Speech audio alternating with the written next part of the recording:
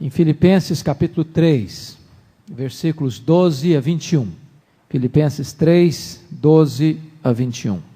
Não que eu o tenha já recebido, ou tenha já obtido a perfeição, mas prossigo para conquistar aquilo para o que também fui conquistado por Cristo Jesus.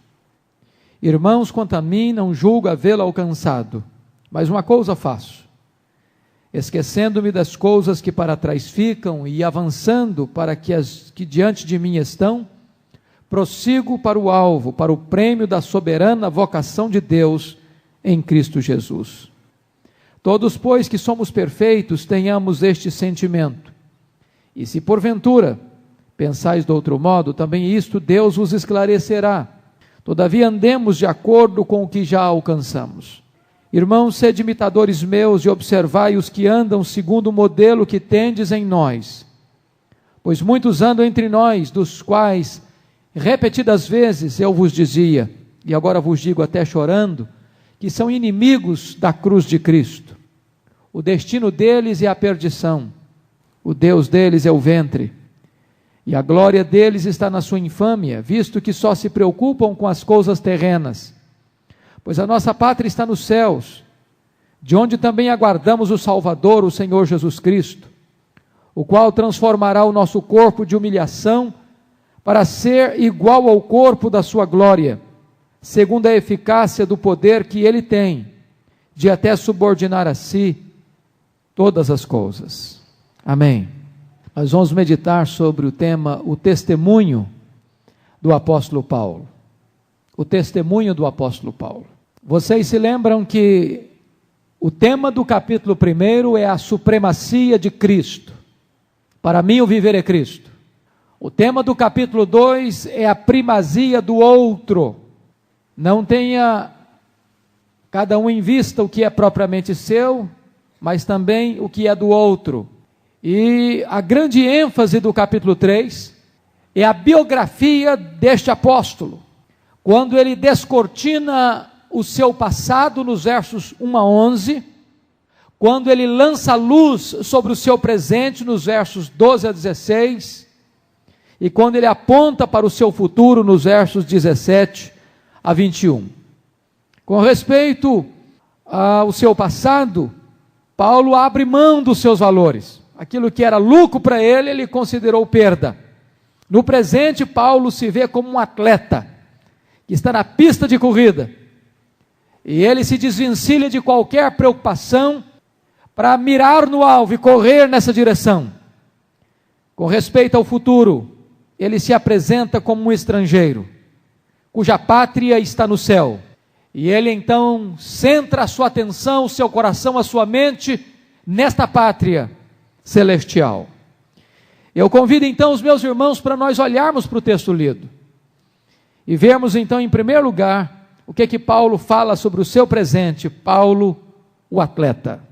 Vejam comigo os versículos 12 a 16. Esta era uma das figuras muito usadas pelo apóstolo Paulo, a figura ou a metáfora do atletismo. Eu acho isso bonito em Paulo, porque Paulo é um homem que tem os olhos abertos para olhar o mundo à sua volta, e ele consegue tirar lições espirituais do mundo que está ao seu redor. Se fosse hoje, Paulo seria um leitor dos periódicos semanais, de Veja, de Isto É.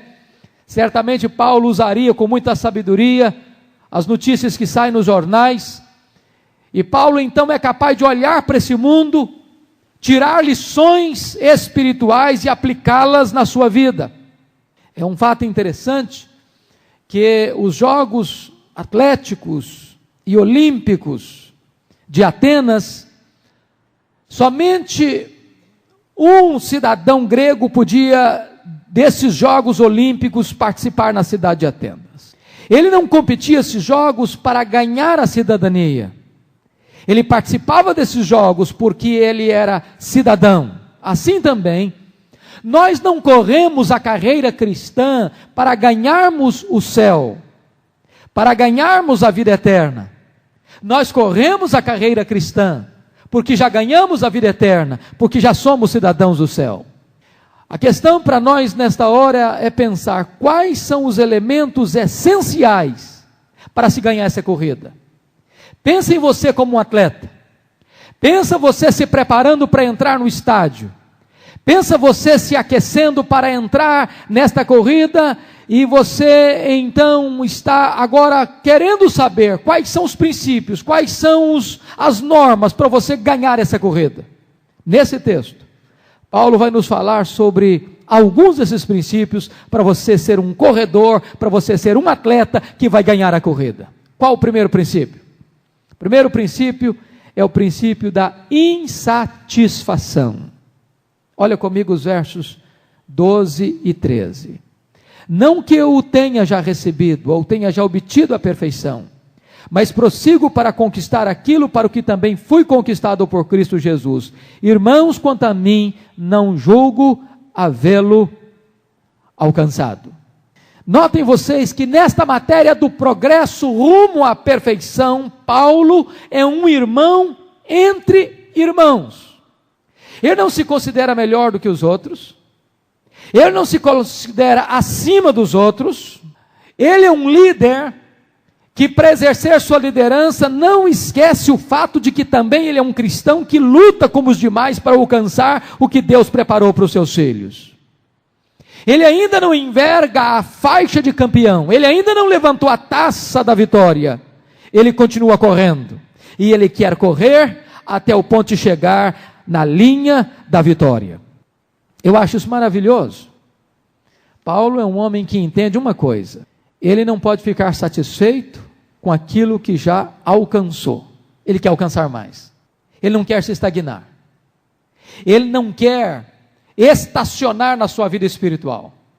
Ele sempre pensa que tem algo mais, que tem algo a conquistar, que ainda é possível progredir, que ainda é possível melhorar esse desempenho na corrida.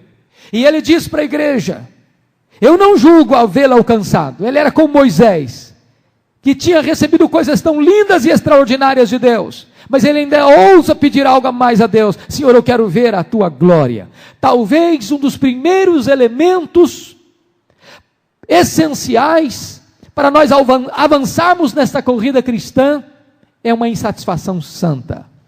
Deus, eu quero mais, eu preciso de mais, eu não me contento com o que eu já tenho, eu quero mais, Senhor, eu quero crescer mais, eu quero progredir mais. E notem vocês que o segredo desta santa insatisfação é você se comparar não com os que claudicaram, não com os que retrocederam, não com aqueles que correm tropegamente, mas você se comparar com o supremo modelo que é Jesus.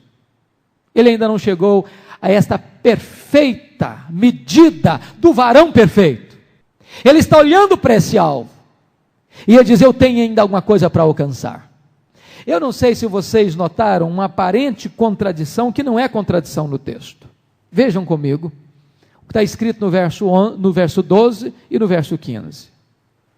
No verso 12 ele disse: não que eu o tenha já recebido ou tenha já obtido a perfeição. Mas quando ele chega no verso 15 ele diz: todos, pois, que somos perfeitos. Por que ele está dizendo isso? Ele diz que não obteve a perfeição, mas agora diz: todos nós que somos perfeitos. Será que é uma contradição? Não, absolutamente não é. Então o que Paulo quer dizer aqui? Esta palavra perfeição, na língua grega, ela não descreve apenas esta perfeição plena, completa, absoluta, mas essa palavra também foi empregada, por exemplo, para fazer um contraste entre um homem maduro e um jovem, que ainda está na fase de crescimento e de amadurecimento. Esta palavra também foi usada, por exemplo, para descrever um homem que tem largo e vasto conhecimento de uma área em relação a um jovem que está iniciando seus estudos nesta determinada área. Esta palavra também era usada no campo religioso para descrever um sacrifício sem mácula, sem mancha, perfeito, que era então agradável para ser oferecido a Deus. E no que concerne à questão espiritual, ao cristão, ela designa aqueles que eram batizados, membros plenos da igreja, em comparação com aqueles que estavam em fase preparatória para o batismo. Esta palavra foi traduzida, por exemplo, tirada dos jogos atléticos para representar aquele que era coroado como vencedor.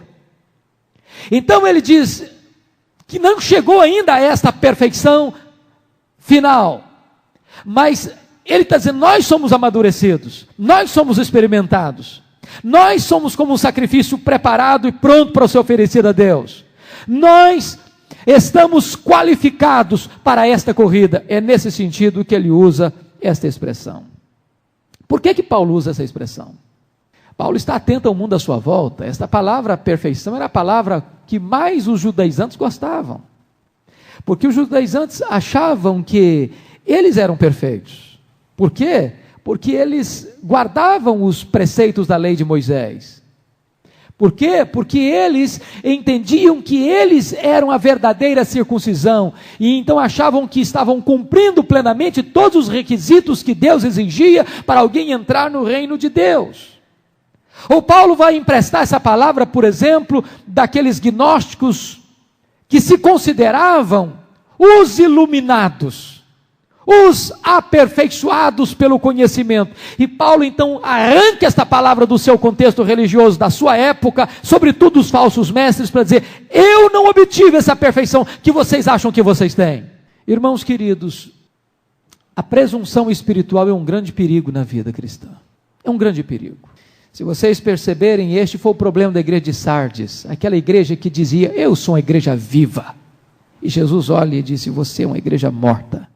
Ou a igreja de Laodiceia, que olhava para si e dizia, eu estou rica e abastada e não preciso de coisa alguma. E Jesus olhava para esta igreja e diz, você é pobre, miserável, cega, nua. Ou Sansão, que num dado momento disse, eu ainda tenho a minha força. E quando ele tentou sair das mãos dos inimigos, ele estava cego, estava fraco, estava impotente. Então essa é a primeira característica de alguém que quer vencer a corrida: insatisfação com o que já alcançou, ele quer mais. Segunda coisa importante, dedicação. Olha o verso 13b, quando Paulo diz assim, mas uma coisa faço, uma coisa faço.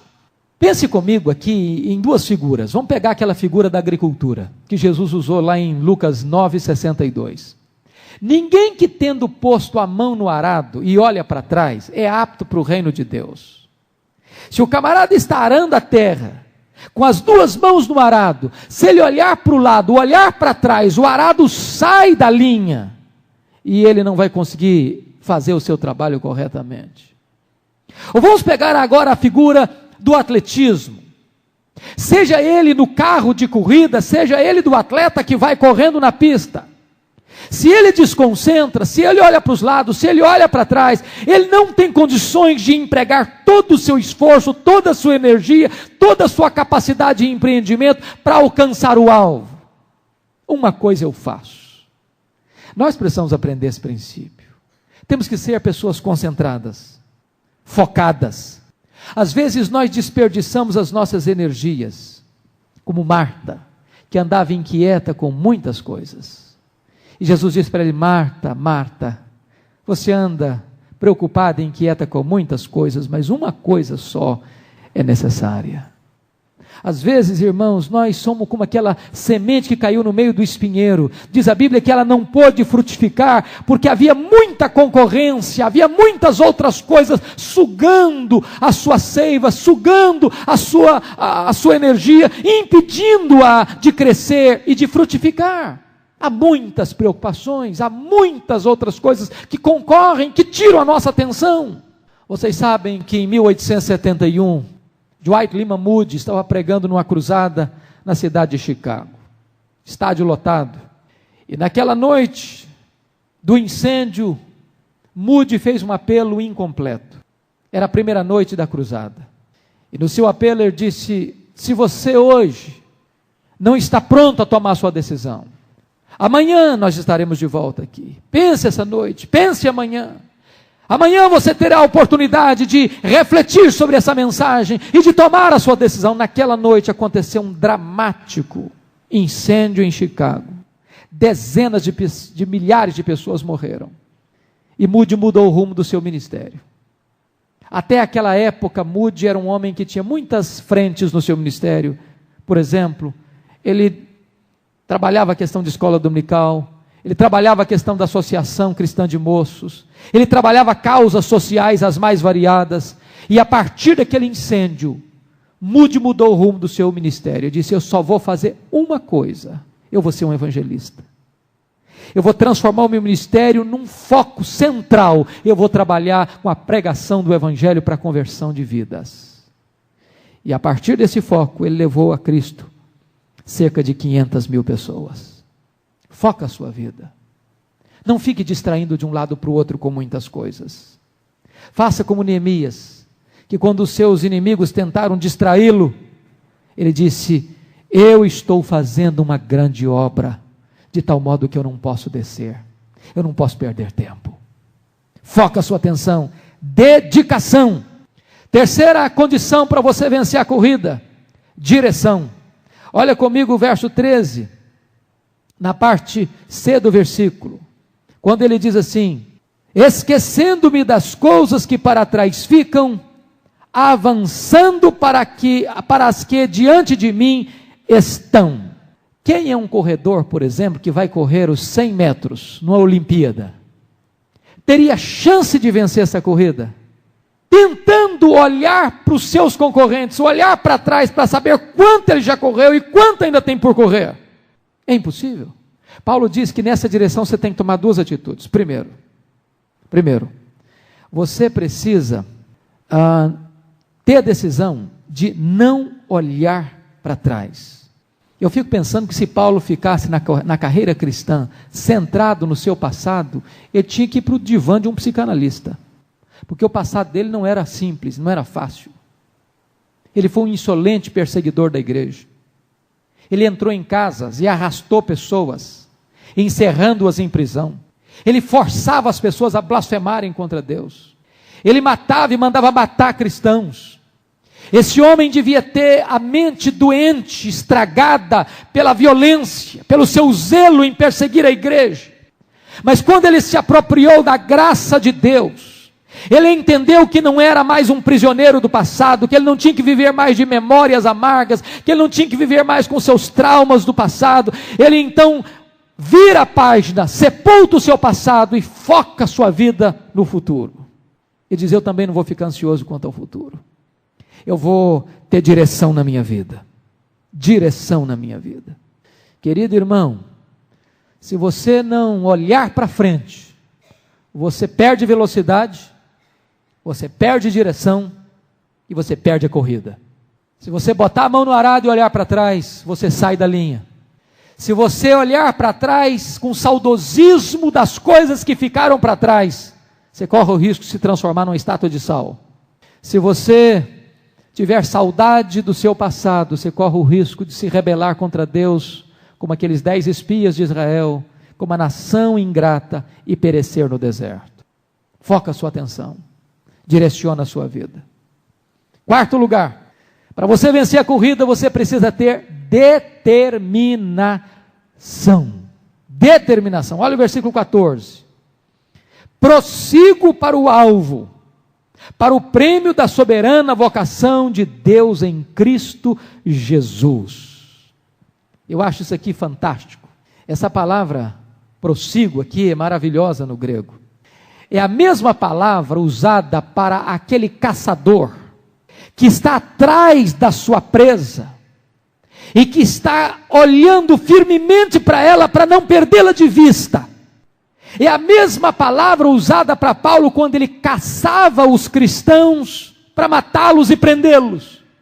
Agora Paulo tem uma outra determinação, não é perseguir a igreja, é perseguir o alvo, que é o prêmio da soberana vocação de Deus. E é interessante essa palavra que ele usa aí, prossigo para o alvo. A palavra alvo só aparece aqui no Novo Testamento. E é uma palavra que quase que está portuguesada, é a palavra grega escopos, de onde vem a nossa palavra portuguesa escopo, alvo. E essa palavra escopo era exatamente a palavra da linha. Você já viu uma corrida São Silvestre, qualquer corrida em que você tem a fita lá, que o camarada que chega na frente rompe a fita com o peito? Ele diz o seguinte, que ele vai fazer essa corrida e o alvo dele é chegar nessa linha, é de romper essa linha com o peito, é de chegar na reta, na linha de vitória. E você pode perguntar, o que é que Paulo busca com tanta determinação? E ele responde, eu prossigo para o prêmio da soberana vocação de Deus em Cristo Jesus. O que é que ele está querendo dizer? Qual é o pano de fundo que Paulo usa aqui para essa linguagem? É novamente a linguagem do atletismo. Lá nos Jogos Olímpicos e Atléticos de Atenas, no final da corrida, o vencedor era convocado para sair da pista ao estádio e comparecer diante da banca examinadora, diante do juiz, para receber o seu prêmio. E esse prêmio era uma coroa de louros. E desde Solon, o vencedor olímpico recebia, além da coroa de louros, 500 denários. Recebia a liberdade de se alimentar a partir daí do erário público. E ganhava também o direito de se assentar a partir daí nos primeiros lugares dos teatros. O que Paulo está querendo dizer? Que nesta corrida terrena, você recebe uma coroa de louros, mas na corrida espiritual você recebe uma coroa imarcessível, gloriosa. Na corrida terrena, apenas um alcança o prêmio, mas na corrida espiritual, todos quantos amam a vinda do Senhor Jesus também são coroados. Notem vocês que o alvo de Paulo não é saúde, não é prosperidade, não é sucesso, não é riqueza. O alvo de Paulo, o sonho de Paulo, o projeto da vida de Paulo é alcançar o Senhor Jesus Cristo. Agora note uma coisa, irmãos. Nenhum corredor tem condições, por si mesmo, de mover-se em direção a Deus. Nenhum corredor tem por si mesmo a capacidade de criar ou de alcançar o seu próprio prêmio. É o próprio Deus quem nos move na direção dele, é quem nos dá força para essa corrida, é o próprio Deus quem nos dá o prêmio, e esse prêmio é a vida eterna. Mas preste atenção numa coisa, ninguém recebe esse prêmio permanecendo sentado à beira do estádio, ninguém recebe esse prêmio refletindo sobre ele, ninguém recebe esse prêmio fazendo declarações corretas sobre ele.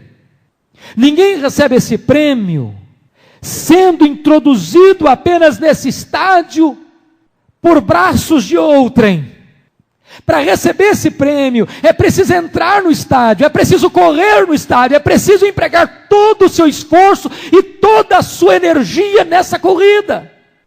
O que Paulo quer nos ensinar? É que a graça de Deus não anula a responsabilidade humana. Embora a salvação é de graça, se entra no reino de Deus por meio de muitas tribulações, de esforço. Em último lugar, pensando no Paulo atleta, a última condição para você ganhar a corrida é disciplina. Versículos 15 e 16, Paulo diz: todos, pois, que somos perfeitos, tenhamos este sentimento, e se porventura pensais do outro modo, também isso Deus os esclarecerá. De modo nenhum, Paulo está dizendo o seguinte: olha, o que eu estou ensinando, vocês podem aceitar ou podem não aceitar, se vocês não aceitarem também, tanto faz como tanto fez. Não é isso que ele está falando, não.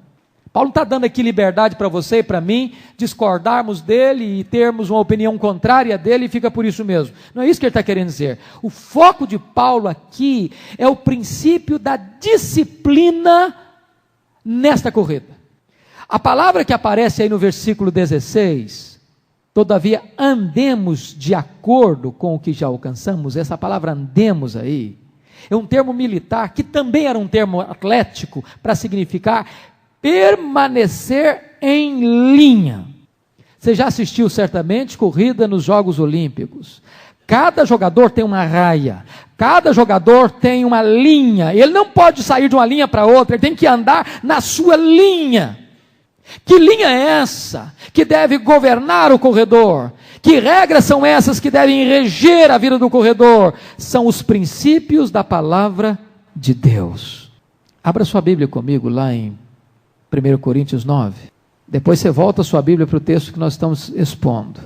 1 Coríntios 9, 24 e 25, Paulo diz assim: não sabeis vós que os que correm no estádio, todos na verdade correm, mas só um leva o prêmio? Correi de tal maneira que o alcanceis. Todo atleta em tudo se domina. Aqueles para alcançar uma coroa corruptível, nós, porém, a incorruptível. Se você perceber, nós estamos aqui correndo segundo as regras. E nos jogos gregos, as regras eram rígidas. Qualquer corredor que violasse essas regras era desqualificado. Mesmo que tivesse ganhado a corrida, ele perdia o prêmio. Vocês se lembram do que aconteceu na Olimpíada de Barcelona? Quando Ben Johnson, corredor canadense, chegou em primeiro lugar na corrida dos 100 metros, e ele foi reconhecido como o homem mais veloz do planeta, batendo todos os recordes conhecidos até então. No dia seguinte, depois de fazer os exames, descobriram que ele tinha tomado determinadas substâncias proibidas, e diante das câmeras do mundo inteiro, ele foi exposto ao opróbrio e à vergonha, desqualificado. A medalha de ouro tomada dele e dada a um corredor americano que tinha chegado em segundo lugar, e ele foi desqualificado porque não obedeceu às regras. 2 Timóteo 2,5 diz assim: igualmente o atleta não é coroado se não lutar segundo as normas. É interessante que quando a Bíblia diz que todos nós vamos comparecer perante o tribunal de Cristo, a palavra tribunal na língua grega é a mesma palavra usada para descrever onde os juízes olímpicos entregavam os prêmios aos corredores nos Jogos Olímpicos de Atenas. Você tem corrido de acordo com as normas? Você é um atleta de Cristo? Acompanhe comigo o segundo ponto da mensagem. Versículos 17 a 19, Paulo deixa a figura do atleta e vai falar agora Paulo, pastor. Agora ele não é mais o atleta, agora é Paulo, pastor. E Paulo, como pastor, ele tem alguns pontos para nos ensinar. Primeiro, Paulo é aquele que dá exemplo, o pastor é aquele que dá o exemplo de doutrina e de vida. Versículo 17. Irmãos, sede meus imitadores, observai os que andam segundo os modelos que tendes em nós. Preste atenção nisso. Como pastor, Paulo é aquele homem que vai dar exemplo como paradigma para os crentes, tanto na questão da doutrina, quanto na questão da ética, tanto na teologia, quanto na vida, tanto no ensino, quanto no caráter. E ele não só falava isso, não só vivia isso, ele instruía Timóteo a fazer isso. Tem cuidado de ti mesmo e da doutrina. Agora, por que Paulo está inserindo esse assunto aqui? Eu estou convencido de que a preocupação básica do apóstolo Paulo aqui não é apenas se colocar como exemplo ético. Ele está colocando o seu exemplo aqui em contraposição aos falsos mestres. Porque notem vocês o versículo 18, que está linkado com o verso 17, com a preposição de ligação. Pois muitos andam. Ele coloca o seu exemplo como um paradigma, porque os falsos mestres estavam se apresentando nas igrejas, dizendo que eles eram o modelo, que eles eram o paradigma, que eles deveriam ser aqueles que deveriam ser mirados como exemplo. E Paulo, mostrando isso, ele está dizendo o seguinte: vocês não devem olhar para os falsos mestres, vocês devem olhar para mim. E quando ele diz vocês devem olhar para mim, ele foca em duas doutrinas: a doutrina da cruz e a doutrina da segunda vinda de Cristo. Ele está dizendo: se você focar a sua vida na cruz e na segunda vinda de Cristo, você vai ter uma vida certamente padronizada por outros valores diferentes daqueles dos falsos mestres. Segundo ponto: o pastor é aquele que protege o rebanho dos falsos mestres. Versículo 18. Pois muitos andam entre nós, dos quais, repetidas vezes, eu vos dizia, agora vos digo até chorando, que são inimigos da cruz de Cristo. Eu acho isso maravilhoso em Paulo. Paulo pregou a verdade, e Paulo combateu a heresia. Paulo anunciou a doutrina verdadeira e Paulo denunciou o erro religioso. E ele chama esses inimigos ou esses falsos mestres de inimigos da cruz de Cristo. Quem eram eles? Eu creio que nós poderíamos identificar aqui dois grupos. O primeiro grupo eram os judaizantes, aqueles mesmos que nós falamos quarta-feira passada, que está aqui no capítulo 3, versículo 2. Acautelai-vos dos cães, acautelai-vos dos maus obreiros, acautelai-vos da falsa circuncisão. Quem eram os judaizantes? Eram aqueles que estavam entrando nas igrejas gentílicas para dizer aos crentes gentios o seguinte: se vocês não se circuncidarem, se vocês não obedecerem à lei de Moisés, vocês não poderão ser salvos. Ainda que vocês estão crendo em Jesus, vocês estão incompletos, vocês precisam crer em Jesus, mas serem circuncidados. Ou seja, Jesus não é suficiente, a graça não é suficiente, é preciso fazer algo mais, é preciso que vocês contribuam com a fé, com as obras, com os rituais da lei mosaica. E desta maneira eles anulavam a graça, desta maneira eles tornavam o evangelho nulo aos crentes judaizantes. Quem eram esses inimigos da cruz de Cristo? Poderíamos dizer que eram também os libertinos. Dá-nos a impressão que o foco de Paulo aqui eram os libertinos. Quem eram os libertinos? Os libertinos eram aqueles que pregavam o seguinte: quanto mais eu pecar, mais eu proporciono a possibilidade da graça de Deus ser eficaz.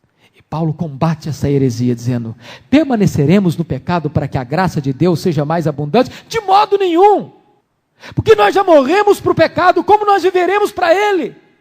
Os libertinos, eles estavam entregues à sensualidade, eles estavam entregues à imoralidade, eles estavam transformando a liberdade cristã em libertinagem, e Paulo chora quando ele para perceber que essas pessoas estavam promovendo não só a heresia teológica, mas também a libertinagem moral. E Paulo vai nos ensinar aqui um aspecto extremamente interessante, que é o terceiro ponto. O pastor é aquele que exorta com firmeza e também com lágrimas. Ele diz aí: e eu vos dizia e agora vos digo até chorando. Eu acho isso magnífico em Paulo, porque Paulo é aquele homem que fala com um brilhantismo da sua inteligência, da sua capacidade intelectual, com argumentos irresistíveis. Mas Paulo é um homem que fala com o coração quebrantado e com os olhos alagados de lágrimas. Ele chora sobre aqueles a quem ele ensinou e chora sobre aqueles a quem ele repreendeu. O zelo pastoral de Paulo o leva às lágrimas. Ele tem discernimento e ele tem emoções. Por que ele está tão emocionado? Talvez, irmãos, por pensar que muitos irmãos novos na fé, incautos, estavam sendo enredados, desviados, afastados do caminho, removidos da carreira e da corrida cristã, por causa do ensino pernicioso desses falsos mestres. Quarto lugar, o pastor é aquele que não se engana acerca dos falsos mestres. No verso 19, você vai ver aí que Paulo descreve com muita clareza esses falsos mestres. Em primeiro lugar, os falsos mestres adoram a si mesmos. Paulo diz assim: o Deus deles é o ventre. O que significa? A palavra ventre aqui é a mesma palavra usada para ventre, para umbigo, para útero. Desta maneira, Paulo está dizendo que estes falsos mestres estavam olhando para o umbigo, estavam olhando para eles mesmos. O Deus deles era eles mesmos. Eram vaidosos, eram altivos, eram megalomaníacos. Eles não buscavam a glória de Cristo, eles buscavam a glória deles mesmos. Mas também pode significar aquelas pessoas que vivem para os seus prazeres, para os seus deleites. Aquelas pessoas, aqui no caso, o Deus deles é o ventre, pode também trazer aquela ideia de que aquelas pessoas que vivem para comer, em vez de comer para viver. São aquelas pessoas que são dominadas por uma garrafa de Coca-Cola, ou por um bolo de chocolate, ou por um prato da sua preferência. É interessante notar isso, que nós evangélicos somos sempre denunciados. Nós não bebemos, nós comemos demais. E de repente essa denúncia até prevalece.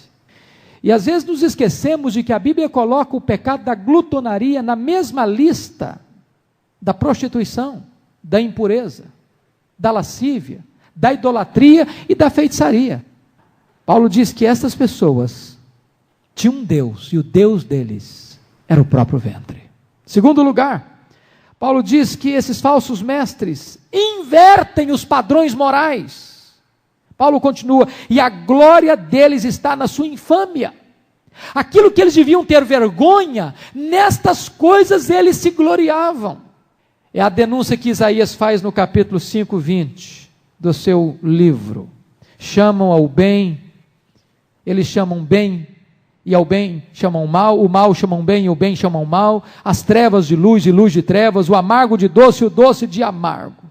São aquelas pessoas que são capazes de ficarem felizes com as suas manifestações vergonhosas, tanto na doutrina quanto na ética.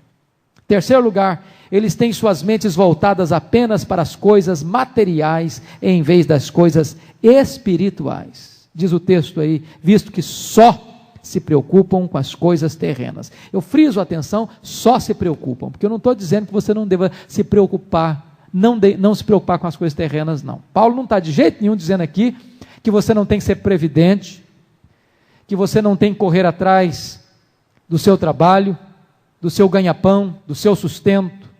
Paulo não está dizendo aqui que você pode cruzar os braços, bom, já que eu não preciso preocupar com as coisas terrenas, deixa eu ficar dormindo até meio-dia, porque Deus vai prover para mim. Não é isso que Paulo está ensinando. Paulo usa uma palavra, aqueles que só se preocupam.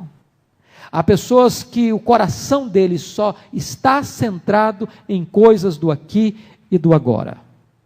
E nós precisamos entender que o dinheiro é o Deus deste século. É o maior Deus deste século. É o maior senhor de escravos desse século. É o dinheiro. E Paulo está dizendo que esses falsos mestres tinham esta atitude. Para eles, o lucro era tudo que eles buscavam.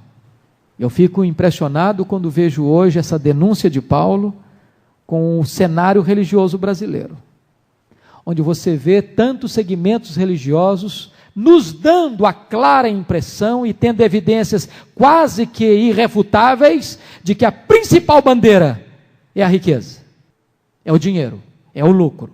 E Paulo diz, esses são falsos mestres. Em quarto lugar, eles caminham inexoravelmente para a perdição. Paulo diz no verso 19 aí, o destino deles é a perdição. Preste atenção, irmãos, o caminho da heresia desemboca no abismo, e o destino dos hereges é a perdição. Não nos enganemos, de que aqueles que pregam heresia e vivem dissolutamente, que no final vai se dar um jeito, e como que num passo de mágica, depois de morrerem, eles vão entrar no reino dos céus, a não ser que se arrependam, é impossível que sejam salvos. O final da linha da heresia é o inferno. E preste atenção que destruição ou perdição aí não é aniquilamento, não significa que eles cessarão de existir, ao contrário, significa que eles terão uma punição eterna. Finalmente, a última figura que Paulo vai usar é Paulo, o cidadão do céu. Agora Paulo está olhando para o futuro, e ele tem três coisas para nos dizer. A primeira coisa que ele tem a nos dizer aqui, como cidadãos dos céus que também somos, é que o céu é a nossa pátria. E a palavra pátria aqui, só é encontrada aqui em todo o Novo Testamento. E essa palavra aqui que Paulo usou, essa palavra que Paulo usou, só é encontrada aqui, e ela descreve não apenas um lugar, mas o conjunto de valores do cidadão desta pátria. O que Paulo está dizendo é o seguinte, já que nós somos cidadãos dos céus, nós devemos viver como tais aqui. E por que Paulo usa essa figura? Paulo era um homem altamente conectado com a cultura do seu tempo. Se você ainda recorda, aqueles que tiveram no primeiro estudo dessa série, se lembram bem que nós conversamos sobre Filipos, uma colônia romana. Filipos era uma colônia romana. E o que era uma colônia romana? Uma colônia romana era um local distante de Roma, que era uma miniatura de Roma. Lá prevalecia a cultura de Roma, as leis de Roma, os princípios de Roma, os hábitos de Roma, o vestuário de Roma, a alimentação de Roma, era uma Roma transportada para um outro lugar. Isso era uma colônia. O que Paulo está dizendo é que nós aqui somos uma colônia do céu. Nós estamos aqui, mas nós não somos daqui. Nós temos uma outra origem, nós nascemos de cima, nós nascemos do alto, nós nascemos do Espírito, nós nascemos de Deus. O céu não é apenas o nosso destino, o céu é a nossa origem. Lá está a nossa origem, lá está o nosso destino, e para lá nós estaremos indo. É interessante perceber este fato. Como é importante a cidadania. Você tem dupla cidadania. Você é cidadão brasileiro e você é cidadão do céu. Seu nome está rolado lá no céu. E é esse fato do seu nome estar escrito no livro da vida é que vai lhe dar garantia de entrar lá no céu. Pois a Bíblia diz que no dia do juízo o livro da vida será aberto. E se alguém não for encontrado escrito no livro, será lançado fora. Mas os que estão inscritos nesse livro receberão as palavras benditas de Jesus. Vinde, bendito de meu Pai. Entre neste reino, que está preparado para vocês desde a fundação do mundo. A Bíblia diz que Abraão viveu em tendas por aguardar essa cidade superior. A Bíblia diz que Moisés renunciou às riquezas do Egito para receber esta recompensa celestial. Você tem valorizado essa cidadania? Eu li recentemente acerca de um homem chamado Philip Nolan, no conto clássico O Homem Sem País. Philip Nolan foi um homem que amaldiçoou o nome do seu país. E um tribunal o julgou e o condenou a viver para sempre, até a morte, sem nunca mais pôr os pés no seu país. Qual foi a sentença? Ele foi condenado a viver a bordo de um navio e nunca mais ver sua terra natal, nem sequer ouvir qualquer boa notícia de seu progresso. Ele passou 56 anos em uma viagem interminável, de navio em navio, de mar em mar, até que foi sepultado nas águas do oceano. Como é bom você ter cidadania. Como é bom você ter um passaporte, onde você pode sair do seu país, voltar para o seu país. Eu quero dizer para você que você já tem um passaporte, mais importante que um passaporte brasileiro, que um passaporte americano, que um passaporte inglês. Você tem o passaporte da pátria celestial. Você é um cidadão do céu. A sua pátria é o céu. Segunda coisa que Paulo vai dizer aí no versículo 20, a segunda vinda de Jesus é a nossa esperança, pois a nossa pátria está nos céus, de onde também aguardamos o Salvador, o Senhor Jesus Cristo. Paulo olha para frente, ele olha para o céu, e ele diz o seguinte: o nosso Salvador virá, e a igreja é a comunidade da esperança, a igreja é a comunidade daqueles que esperam a volta do Senhor Jesus Cristo. Irmãos, eu desafio vocês a olharem a teologia de Paulo, olharem a teologia de Pedro, olharem a teologia do Novo Testamento. Em momento nenhum, qualquer escritor do Novo Testamento nos dá o direito de pensar o seguinte: bom, examinando aqui a Bíblia, nós não podemos pensar que Jesus vai voltar agora. Vamos descansar os braços, olha, porque Jesus não vem nesse milênio, não. Por essa e essa razão, Jesus não vem. Você não encontra isso em Paulo, você não encontra isso em Pedro, você não encontra isso em João, você não encontra isso em nenhum escritor do Novo Testamento. Todos os escritores do Novo Testamento entendiam que cada geração sucessiva da igreja goza do privilégio de viver como se fosse a geração que vai contemplar a volta do Senhor Jesus. Olhem para a Bíblia e vocês verão que esta doutrina da segunda vinda de Cristo foi um grande fator que levou a igreja à santidade. Todo aquele que tem esta esperança se santifica, diz a Escritura Sagrada.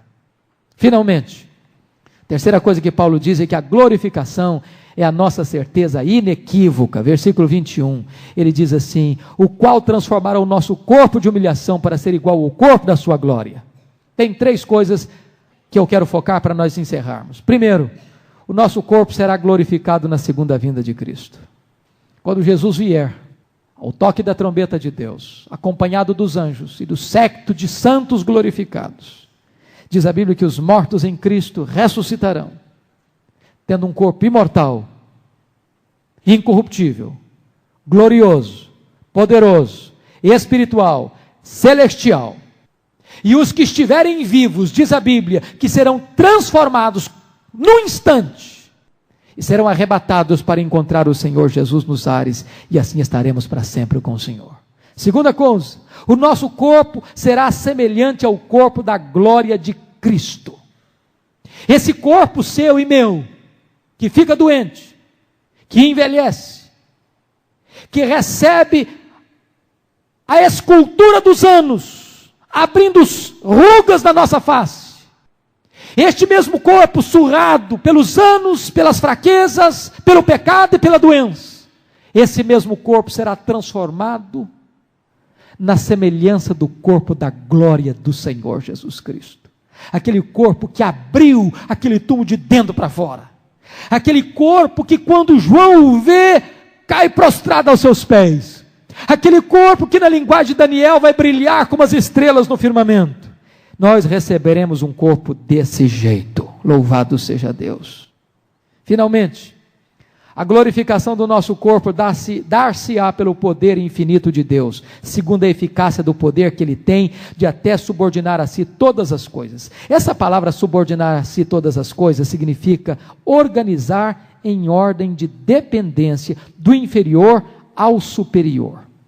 Por que eu e você hoje temos tanta dificuldade de caminhar mais celeremente na vida cristã? Porque nós temos muita dificuldade de ordenar a nossa vida de acordo com as corretas prioridades. Muitas vezes nós damos mais prioridade àquilo que não tem valor e desprezamos aquilo que tem mais valor. Quando Jesus voltar, Ele vai ordenar todas as coisas. Ele vai ser o centro de todas as coisas. E a sua ressurreição e a sua glorificação se dará pela eficácia, pela energia, pela potência do poder de Deus. O mesmo poder que ressuscitou Jesus dentre os mortos é o poder que vai transformar você na imagem de Jesus Cristo. E eu termino dizendo para você que neste capítulo então Paulo completa o ciclo. Ele falou da conversão, ele falou da justificação, ele falou do aperfeiçoamento, da santificação, e agora ele termina com a glorificação.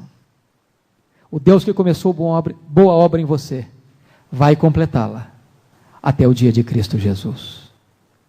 Que coisa linda, que coisa boa, é saber que esse destino, que esse final, já foi escrito. Agora você está correndo, mas você já é mais do que vencedor em Cristo Jesus. Não tem a mínima possibilidade de você ser um perdedor, se você está com o seu olhar voltado para Jesus, porque o seu nome já está no céu, porque você é servo do Senhor do céu, porque o céu é a sua pátria, porque para o céu você vai, e no céu você e eu vamos reinar com Jesus para sempre e sempre e sempre.